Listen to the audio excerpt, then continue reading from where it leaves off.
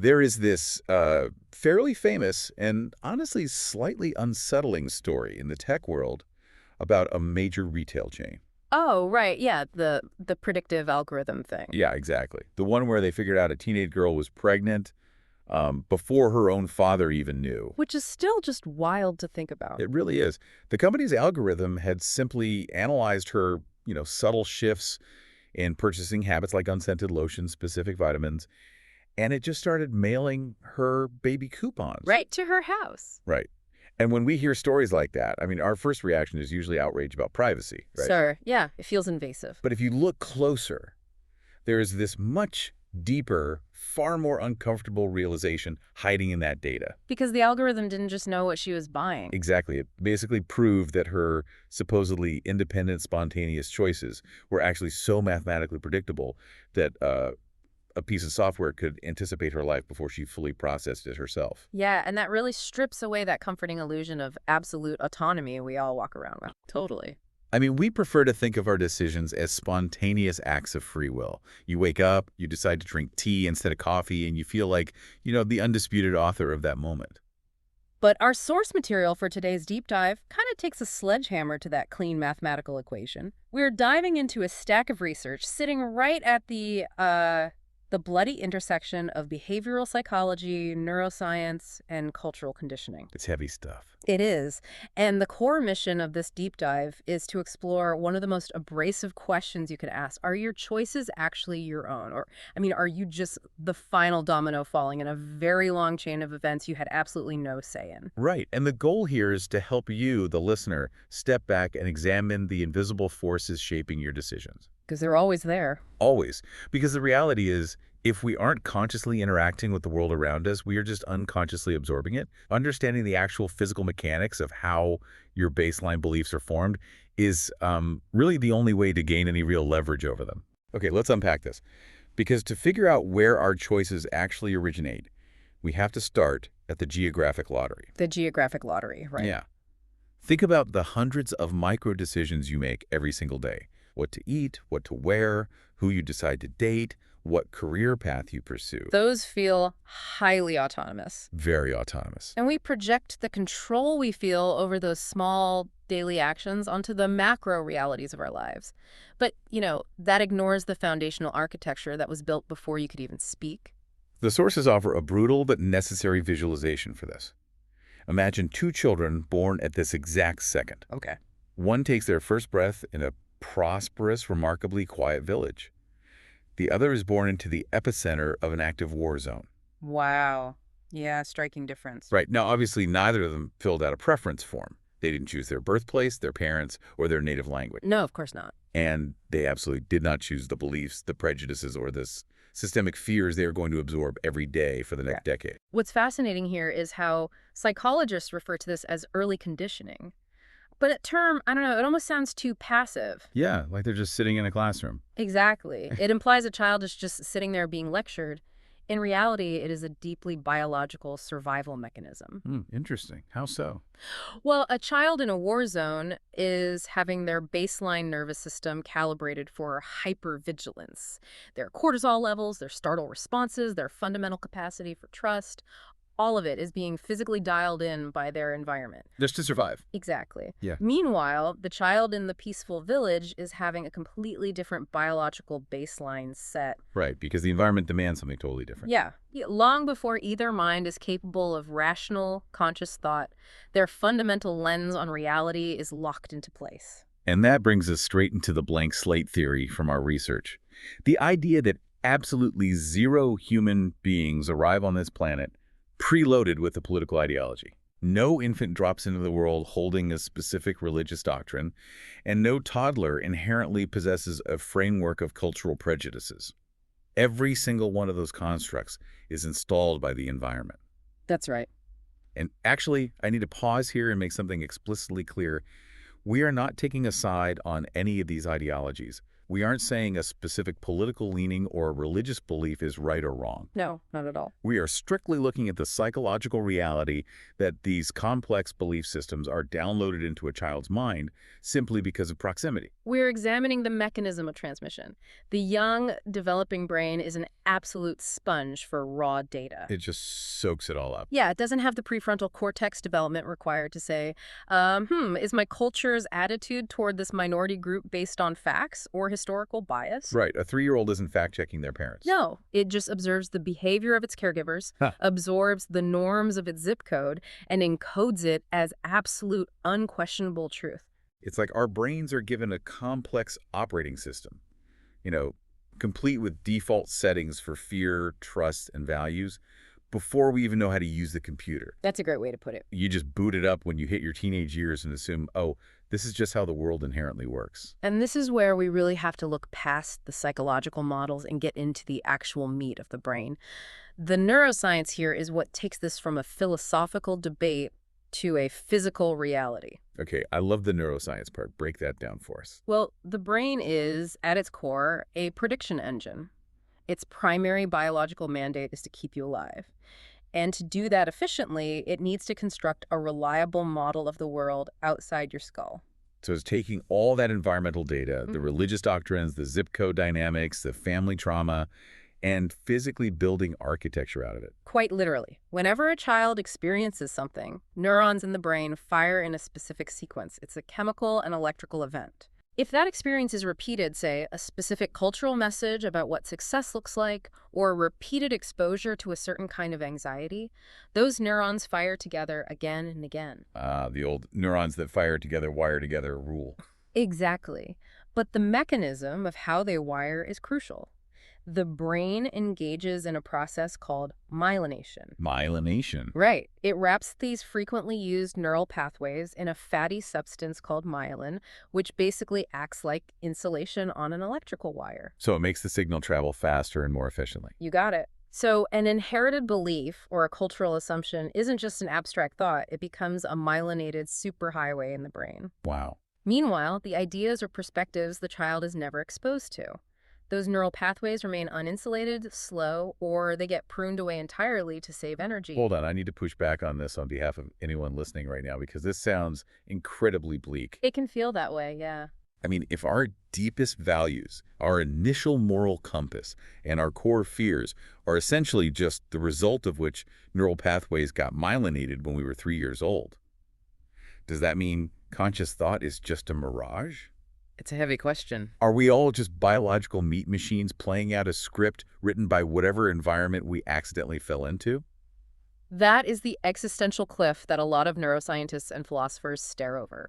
Because most people go their entire lives completely unaware of this neural construction process. We just think our thoughts are ours. Right. We assume our thoughts are autonomously generated because they feel organic. But the fundamental question you have to ask is about the origin point. Right. Where did it start? Exactly. We might consciously decide to drive a car down a specific road, but who paved the road in the first place? Oh, that's a good analogy. Why are we only choosing between the destinations that our environment decided to put on our map? That brings up a massive wave of existential dread. I mean, the sources dedicate quite a bit of ink to this specific reaction. They call it the puppet pushback.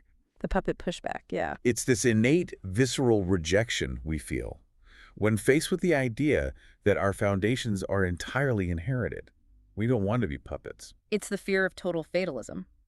The logic goes, well, if my desires and choices are the inevitable mathematical result of unchosen biological and environmental forces, then personal responsibility is a joke. Right. Why even try to improve? Why try to change society if we're all just running an unchosen operating system? Here's where it gets really interesting. Because the analysis doesn't end at fatalism.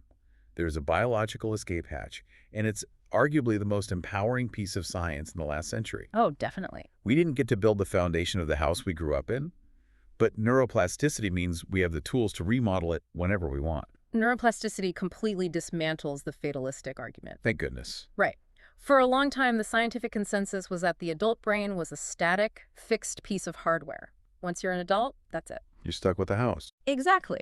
But we now know that the brain is highly dynamic. It remains capable of physical reorganization, neurogenesis, which is the creation of new neurons, and synaptic pruning until the very end of life. So we aren't permanently trapped in the house our child had built. We can knock down walls, we can abandon old rooms, and we can lay down entirely new floor plans. We can, and this is a massive, but remodeling requires friction. Friction, like it's hard work. Very hard. The brain is lazy by design. It wants to use the myelinated superhighways because they burn fewer calories. To forge a new pathway requires active, deliberate cognitive effort. You can't just passively want it. No. The text highlights that new ideas create new physical connections, but only if you actually engage with them.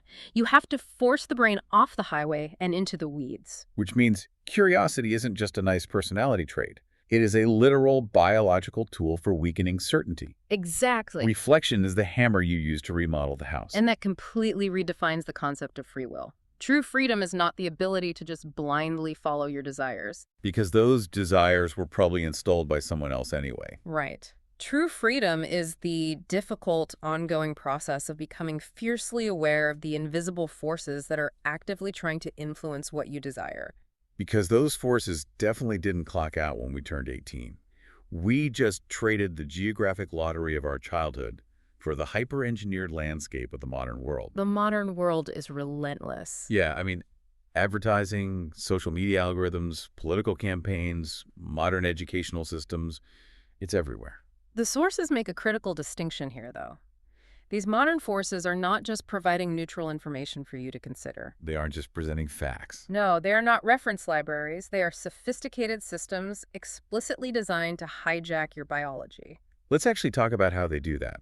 Because I think a lot of people just assume algorithms merely show us ads for, like, shoes we looked at once on a website. If only it were that simple. Right, it goes so much deeper than that. Yeah. These systems map our psychological vulnerabilities. They absolutely do. Algorithms operate on variable reward schedules. Like a slot machine. The exact same psychological mechanism that makes slot machines so addictive.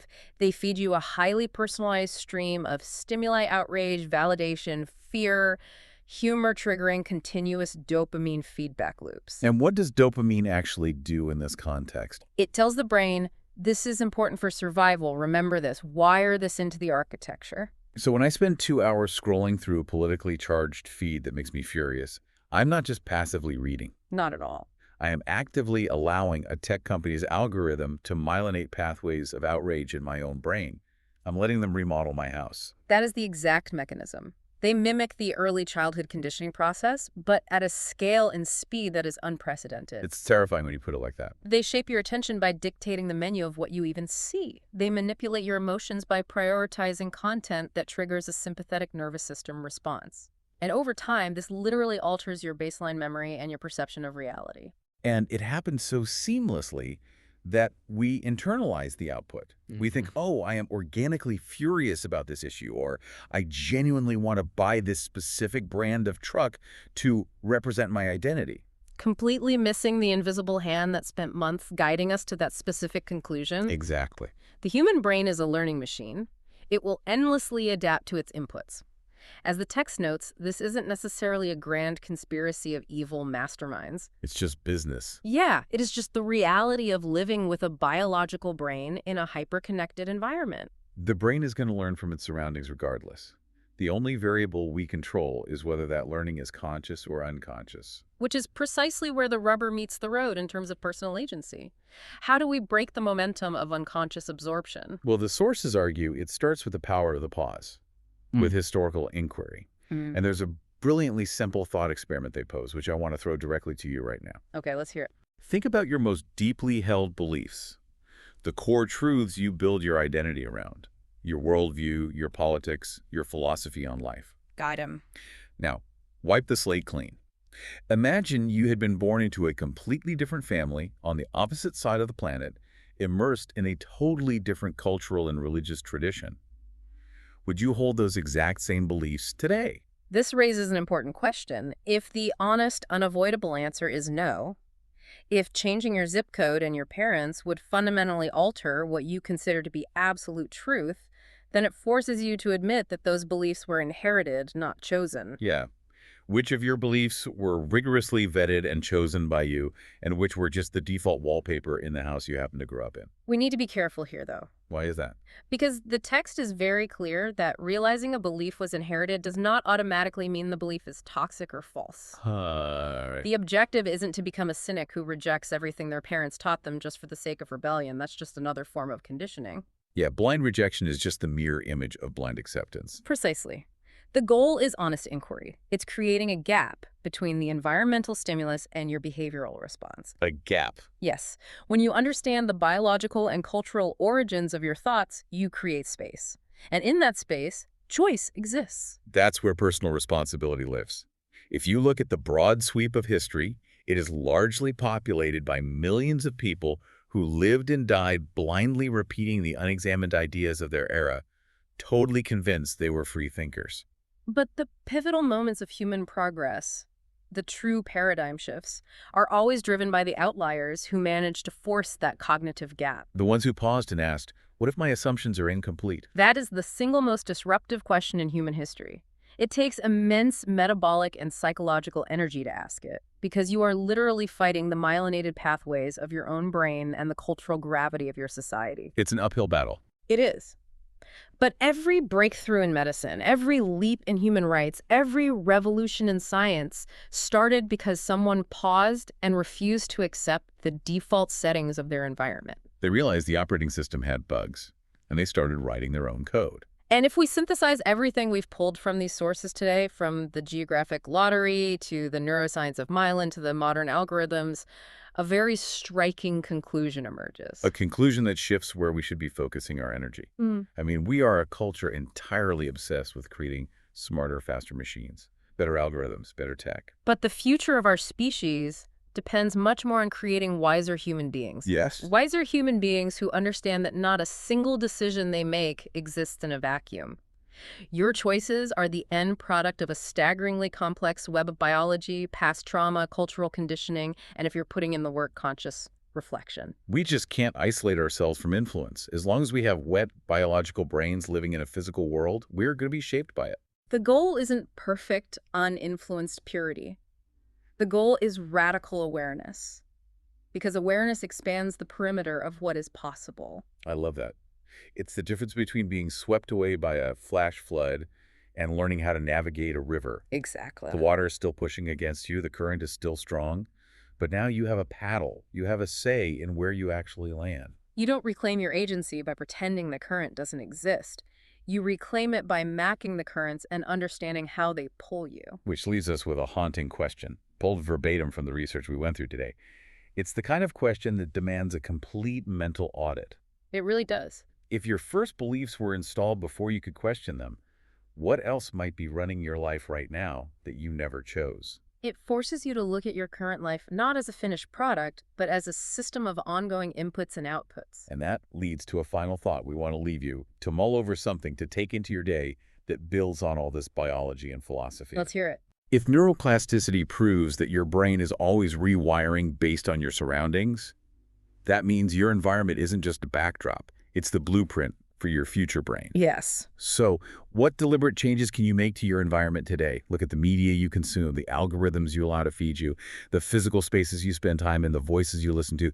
What changes can you make right now to start intentionally installing the beliefs, the habits, and the choices you actually want for your future self? If your brain is endlessly building a model of reality based on the materials it is handed, you hold the ultimate power to choose those materials. You don't have to settle for the default settings. Because tomorrow morning, when you make a choice, whether it's as small as picking a coffee or as massive as changing your career, you might just find yourself wondering who exactly is making that decision. And more importantly, who you want that person to be. Thanks for joining us on this deep dive. Go remodel your house.